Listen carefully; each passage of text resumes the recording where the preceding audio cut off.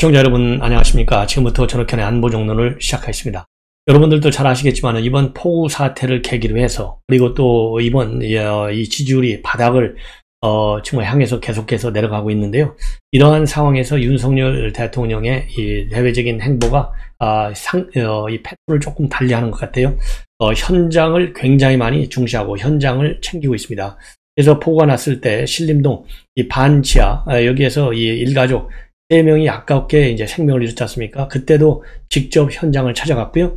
오늘은 양재 하나로마트에서 제5차 비상경제회의를 주재했습니다. 일종의 이제 민생회의를 주재했는데 그만큼 추석을 앞두고 있는 상황에서 이번에는 추석이 굉장히 빨리 와요. 이 9월 10일 날이 추석이기 때문에 9, 10, 11, 12일 나흘간의 연속 이게 휴일로 되어 있는데 추석 때 물가가 올라가는 것을 어떤 형태로 됐든지 간에 좀 막아야 되겠다. 그래서 우리 특히 어려운 상황에 있는 우리 국민들께서 장보기가 부담되도록 하지 않도록 하라. 그래서 이 정부 차원에서 이 지원금도 풀 수 있는 한 최대한으로 풀고 또 이 할인 쿠폰도 좀 지원을 해라. 특히 취약계층 생활 안정에 노력을 하고 그리고 정부가 가지고 있는 각종 지원금 신속하게 풀어서 이 명절을 좀 즐겁게 보낼 수 있도록 세심하게 신경을 써라라는 지시를 했습니다. 그리고 결식아동 독거노인, 장애인 이런 분들을 위한 무료급식도 지원하고요. 도시락과 같은 대체 수단도 철저히 마련을 하라. 그리고 특히 중소기업과 소상공인에 대해서는 신속히 명절 자금을 공급해서 근로자 임금 지급이 제때 이루어질 수 있도록 하고 임금 체불도 막아라. 그리고 특히 이제 고물가하고 집중 호혜 때문에 피해가 일어나고 있는데 민생이 그 어느 때보다도 어려운 것 아니냐. 그래서 추석 때 이런 어려운 분들이 소외되지 않도록 정부가 최선을 다해야 된다. 그리고 피해 복구에 또 만전을 기하라. 그리고 또 2차 피해가 발생하지 않도록 노력을 해달라. 긴장을 놓지 말아달라. 이러한 지시를 했습니다. 그래서 오늘 이 하나로마트라고 하는 이 민생 현장에서 이 관련 장관들 관련 이 회의를 연 거 나름대로 상당한 의미가 있지 않나. 그래서 이 대통령도요 많은 노력을 하고 있다는 거 우리 국민들께서 충분히 체감하지 않을까 하는 생각이 들고요. 그리고 한덕수 총리도 조금 달라지고 있어요. 오늘 CBS 라디오에 나와가지고 이번 폭우와 관련해서 국민들께 걱정을 덜 끼치도록 했어야 되는데 그러지 못해서 죄송하다라는 입장을 밝혔습니다. 그리고 또 이 청와대가 필요하다는 일각의 주장과 관련해서 그건 현실적으로 맞지 않다. 요즘은 통신수단이 얼마나 많이 발전되어 있느냐. 그리고 자택에도 청와대 지하 벙커 수준의 통신 시설을 다 갖추고 있고 기화 시설도 충분히 갖추고 있다. 그래서 이 휴대폰을 사용한 게 아니라 비밀이 포장을 될 수 있는 그런 통신 수단을 통해서 이번에 큰 문제 없이 충분히 지휘를 해왔다. 그리고 대통령의 지지율이 이례적으로 매우 낮은 거 정부 차원에서도 굉장히 엄중하게 받아들이고 국민과 소통하는 노력을 더 강화하고 있고 과거 같으면 정책을 만드는데 10시간 소통하는데 1시간이면 됐는데 요즘은 반대다. 그래서 정책을 만드는 게 10시간 정도가 걸린다면 5시간 정도는 설득을 하고 이해관계자를 설득하고 국회도 설득하고 언론도 설득하고 이러는데 시간을 보내고 있다. 그래서 이제는 총리 본인도 적어도 일주일에 한 번 정도는 기자실에 들러서 백브리핑도 하고 질문도 받겠다 했는데요. 이거 소위고 외약간 고치는 거죠. 아니 대통령이 매일매일 하는데 저는 한 일주일에 한 번 정도는 총리가 그래도 백브리핑을 하는 줄 알았는데 그걸 여태까지 안 해왔다? 야, 이거 참 문제가 있네요. 이번에는 이제 나경원 의원이요. 이 조선일보의 유튜브 방송에서 나온 얘기인데 지금 윤석열 대통령이 자가에서 이번 폭우 사태를 지휘한 걸 가지고 컨트롤 타워라 이렇게 비판하고 있는데 이거야말로 지나치다. 그러면서 대통령이 어떻게 현장을 하나하나 다 다닐 수 있겠느냐. 전화짓이라고 하는 것은 자연스러운 일이다. 그리고 민주당이 이렇게 폭우 피해 수습에 협조하기는커녕 윤 대통령을 깎아내리고 비난하기에 여념이 없는데 참 피해를 당한 국민들이 볼 때는 참 짜증나는 일이 아니냐. 그리고 없는 일 또 가짜 뉴스까지 만들어서 지금 이렇게 비판을 하고 있는데 이제야말로 민주당의 피해 복구를 어떻게 할지 고민을 해야 된다. 그리고 이번에 서울시에서 폭우 피해가 이렇게 심각한 것은 박원순이가 제대로 빗물 터널을 떨었어야 되는데 이거 안 해서 그렇다. 그래서 이 정치권의 건의를 박원순 시장이 수용하지 않은 거 이것도 큰 원인 중에 하나다. 그러면서요 본인의 사례를 밝히고 있어요. 10년 전에 본인이 동작구 국회의원 할 때 남태령과 사당역 그리고 동당역으로 이어지는 대심도 터널을 뚫어야 된다고 이 필요성을 강력히 제기했는데 당시 서울시하고 박원순 시장이 안 한다고 하더라. 그래서 이게 무너졌고 무산이 됐고 대신에 임시 방편적으로 빗물 조류를 만들려고 해서 끝이 난 바 있다. 그런데 그 당시에 양천구는 경기도하고 협조를 해가지고 대심도 천을 뚫었지 않았느냐. 그래서 양천 이번에 하나도 이 폭우 피해를 보지 안 봤다. 그러면서 이렇게 시장을 누가 하느냐에 따라서 결과가 하늘과 땅 사이로 차이가 나더라. 이런 입장을 밝혔어요. 그리고 이준석과 관련해서는요. 애초에 성비의 의혹이 제기됐을 때 깨끗하게 선거를 다기고 떠난다 라고 하고 떠났으면 좋았을 텐데 지금이라도 가처분 신청 관두고 깨끗하게 물러나라. 그리고요. 이준석이가 지방선거 기간 중에 갑자기 사고지구단에 대한 조강특위를 열어서 당협위원장 수십 명을 임명했는데 이게 다 자기 사람 심기 아니었느냐. 그리고 선거 기간 중에 기존의 당협위원장들을 날리고 새 사람을 집으니까 선거운동이 제대로 될 리가 없고 그러는 바람에 경기도 지역 같은 데서는 선거운동에 상당한 차질이 빚어지고 선거를 망친 원인이 됐다는 지적이 있다라고 밝히고 있습니다. 자, 그리고 이재명과 관련해서는요, 이 당은 80조 개정하는 거, 이거야말로 하중 방탄망을 치는 거 아니냐. 염치도 양심도 없는 사람이다. 그리고요, 민주당 의원들을 요즘 만나보면은 핵심 지지층이 라고 하는 일은 반드시 해야 한다라고 하면서 10% 안 되는 극렬 지지층에 끌려다니느라고 정신없다. 그래서 보수 극렬의 문파 그리고 명파가 시키는 대로 하는 게 좀 민주당의 정. 그래서 강력히 비판을 하고 나섰어요. 자, 그래서 이 나경원 의원이 얘기하고 있는 민주당의 이런 이번 폭우와 관련해서 협조하지 않는 태도, 그리고 민주당이 극렬 팬덤층에 잡혀 있다고 하는 점, 그리고 이준석이가 자기 사람 심기 위해서 선거 기간 중에도 불구하고 당협위원장을 마음대로 자기 사람으로 많이 바꿔놨다고 하는 점, 이런 점들은요 반드시 교정 조치가 이루어져야 될 것이다 판단이 되고요. 자, 그 다음에는요 진중권 교수가 또 한마디를 했네요. 요즘 여론조사를 보면 유승민 1등, 이준석 2등 이렇게 나오잖아요. 그런데 제가 보기에는 그 여론조사가 제대로 된 여론조사라고 믿기가 어려울 정도로 굉장히 일방적으로 유승민과 이준석에게만 유리한 여론조사가 나오고 있어요. 근데 이거를 이 진중권 교수는 신뢰하고 있어요. 그래서 이렇게까지 높이 나오니까 둘이서 잘 해서 하면 굉장히 좋은 일이 있을 것이다 라고 지금 입장을 밝히고 있습니다. 그러니까 둘이서 합치면 압도적이다.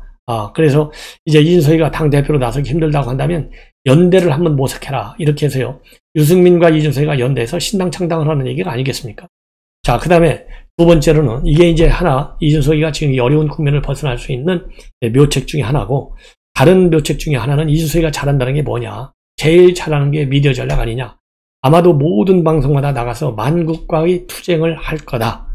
그래서 이제 이 언론 활동, 이 패널 정치로 돌아가서 하나 쪽에서는 신당 창당하고 연대해서 한쪽에서는 이 여론전을 하고 이러면은 이 위기를 극복해낼 수 있는 것 아니냐, 이런 시각을 내놓는 것 같습니다. 그리고 윤핵관을 또 비판하고 있어요. 지금 국민의힘은 윤핵관이라고 하는 사람들이 사고를 쳤지만 수습을 못하고 있고 그 과정 속에서 윤핵관의 존재가 국민들에게 사실상 버림받다시피 했기 때문에 그들도 대안이 없는 상태다. 그래서 이준석이가 차분하게 대응을 하면 좋다. 그러니까요, 이준석이가 잘하는 미디어 전략 잘하고 유승민과 연대를 하고, 그리고 다른 한쪽으로는 윤핵관을 너무 치지 말고 조용하게 있으면 윤핵관은 저절로 지금 국민의힘에서 인기가 국민들한테 지금 이른길을 잃은 것 아니냐, 그러면 저절로 힘이 빠질 거다. 이렇게 세 가지 안을 제가 보기에는요 공개적으로 이준석한테 제안을 하고 있는 것 같아요. 이게 맞을까요? 저는 맞기가 어려울 것이다. 왜냐하면 우선 유승민과 연대, 그거 별로 신뢰성이 없는 여론조사 가지고 그러면은 모래 위에 똥 쌓는 거나 비슷하지 않을까 하는 생각이 들고요. 패널 정치 이미 우리 국민들이 대부분이 저는 돌아섰다고 봅니다. 그렇기 때문에 그것도 별로 의미가 없다. 그리고 윤핵관들이 그렇게 국민에게 다 버림받았느냐? 아직은 아니다. 그래서 진중권 교수의 이 처방 저는 신뢰하지 않는다라고 말씀을 드리고 싶고, 자, NBS 여론조사하고 리얼미터 여론조사를 제가 말씀드릴게요. 지금 이게 이 민주당 성향이 강한 여론조사 기관들 요새 제가 보기에요 신이 난 것 같아요. 계속 떨어지는 지표가 나와요. 자, NBS 여론조사를 보면 더 떨어졌습니다. 그래서 2주 전에 비해서 6%포인트가 하락해서 긍정평가율이 28%. 그래서 NBS에서 20대로 떨어진 것은 이번이 처음입니다. 그리고 긍정평가는요. 긍정평가가 28이고요. 부정평가는 65. 그래서 무려 37%나 차이가 나요. 근데 부정평가가 11%나 올라갔습니다. 자, 이거 뭐 신뢰할 수 있겠어요? 여러분들 아시다시피 NBS 하면요. 엠브레인 퍼블릭, 케이스텔 리서치, 코리아 리서치, 한국 리서치 전부 전에 문재인 정권의 기울어진 여론조사 기관으로 유명하지 않습니까? 전부 또 이 여론조사는요. ARS 아니고 면접을 통해서 하고 있어요. 자, 그럼에도 불구하고요. 지금 여론조사 기관을 탓할 때가 아니다. 저는 이미 오래전부터 말씀을 드렸지 않습니까? 자, 그래서 이 여론조사, 이 NBS 4개 여론조사 기관의 이 평가를 조금 상세하게 좀 아실 필요가 있다고 생각을 합니다. 자, 그래서 이걸 보면 연령별로 보면요. 70대 이상이 50%로 긍정 비율이 제일 높아요. 그나마. 그리고 60대는 34%, 50대가 29%, 30대가 24%, 20대가 20%, 40대가 17%예요. 그래서 40대, 20대 순으로 30대 순으로 지금 긍정평가율이 높다. 그리고요, 지역별로는 충청도하고 대구, 영북, 부울경, 강원도, 인천, 경기, 그 다음에 서울, 광주, 전라 순으로 긍정평가. 긍정평가 이유로는 결단력이 있다. 24%, 공정하고 정의롭다. 23%, 소통이 17%, 그 다음에 약속 공약 실천한다. 12%고요. 부정평가는 경험과 능력이 부족하다가 33%입니다. 그리고 독단적이고 일방적이다가 29%, 그리고 내각경 잘못된 인사가 실패다. 17%, 정책 비전이 부족하다가 9%입니다. 그리고 정당 지지도는 국민의힘이 또 2%가 빠져서 37%, 민주당은 4%가 올라가서 33%로 조사가 됐습니다. 그리고 정의당은 2%예요. 그리고 여기서 중요 사안, 코로나 방역 잘하느냐? 잘하고 있다가 44, 51이 잘못하다. 경제정책 잘 됐느냐? 잘 되지 못하고 있다가 60일 잘하고 있다는 30입니다. 그리고 현재 가장 부담되는 경제 상황은 뭐냐? 물가가 52%, 금리가 15%, 부동산이 13%, 일자리가 7%. 향후 경제가 잘 될 거냐? 좋아질 것이다가 16%, 나빠질 것이다는 46%입니다. 자, 그래서 이번 NBS 조사 상당히 좀 포괄적으로 이루어졌는데요. 정부 차원에서 참고할 필요가 있지 않나 이렇게 생각이 듭니다.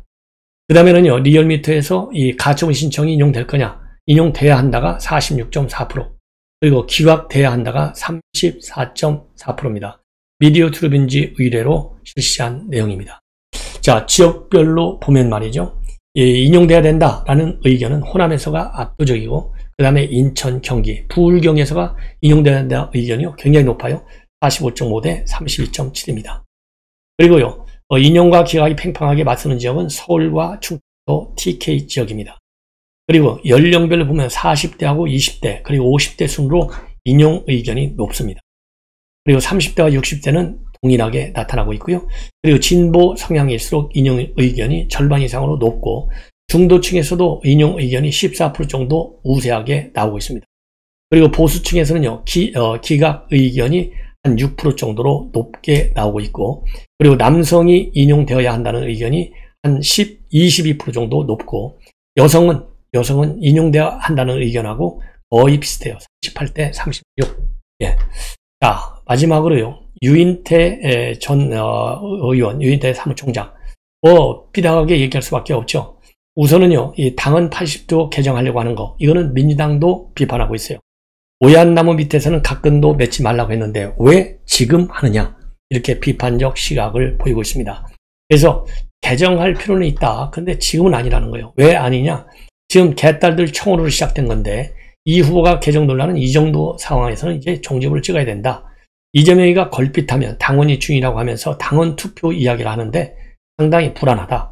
그러면서요, 민주당이 망한 짓거리가 두 가지가 있는데 천벌받은 짓거리 한 것이 두 개다. 이 짓이라고 하는 것은 이게 제 얘기가 아니고요, 유인태 총장이 한 얘기입니다. 하나는 뭐냐? 의성정장 만든 거 하고, 또 하나는 뭐냐? 2021년도 보궐선거 당헌을 거친 거다. 그러니까 민주당의 규칙사유가 있으면 후보를 내지 않는다. 근데 이거를 내는 걸로 바꿔버렸잖아요, 이낙연 때. 이거가 두 가지가 크게 선벌을 받을 짓이라는 겁니다. 그래서 전부 당원들의 압도적 지지를 받아서 한 건데, 그러면 당원 투표가 지금 당원들의 집단지성이 발휘되는 경우도 있지만 어떤 작은 이익 때문에 큰 걸 못 보는 우도 범하는 경우가 있다는 겁니다. 그래서 당헌 80조를 고치겠다고 하는 거, 이거를 똑같이 마찬가지로 과거 두 가지 사례와 마찬가지로 집단지성이 아니고 작은 이익에 집착한, 즉 이재명의 이익을 지키기 위한 것인데 이거는 잘못됐다. 그래서 강하게 반대를 하고 있어요. 그리고 윤석열 대통령 이 최근에 집중호우, 이거 현장을 뛰지 않은 건 이건 잘못됐다. 현장을 나가라고 해야 되는데 그 나가라고 하지 않은 참모들, 그런 거는 잘못한 것이다. 이렇게 얘기를 하고 있고, 그리고 인적 쇄신, 박순애 장관 하나 갖고 하려고 하는 거, 이거 잘못됐다. 그러면서요, 박민영 대변인으로 청와대에서 청년 대변인을 영입한 거, 이거를 갖다가 플러스식 인사 쇄신이라고 하는데, 이거는 잘못된 인사를 먼저 시정해야 되는 것이지, 지지율 하락의 원인이 나왔는데도 원인을 제거해야지 무슨 플러스 인사라고 하느냐, 잘못된 것이다. 예, 그렇게 비판을 하고 있습니다. 그리고 이번 박순애 부총리 하나 경질로 이 정도면 됐다, 이렇게 하면 더 떨어질 것이고, 노무현 정부 때도 사회부총리가 인사청문회를 통과하지 못한 일이 있었을 때 인사수석을 책임을 물어서 경질을 했는데, 이번에도 법무부 인사검증단에 맡겼으니까 박순애 부총리를 추천하고 검증한 사람한테도 책임을 물어야 제대로 기강이 잡, 이러한 강한 비판의 입장문을 내놓고 있습니다. 그리고 말이죠, 이 대통령이 계신 곳이 상황실이다라고 하는 거, 그러면서 또 이번에 이 반지하주택 침수 현장을 방문했을 때 찍은 사진, 이거를 국정 홍보용 카드순에 활용하는 거, 이것도 상당히 비판적으로 지금 유인태 총장은 얘기를 하고 있어요. 자, 그래서 이제는 뭐라고 그럴까요? 인사 문제, 그리고 오만하다, 불통한다, 이런 원인들을 제거하는데 윤석열 대통령이 좀 더 적극적으로 해야 되겠다, 이러한 지적을 하고 있습니다. 시청자 여러분, 이것으로 본 방송을 마치겠습니다. 또 오후에 중요한 뉴스들 나오는 대로 빠르게 여러분께 소개시켜드립니다. 시청자 여러분들의 많은 시청 부탁드립니다. 대단히 고맙습니다.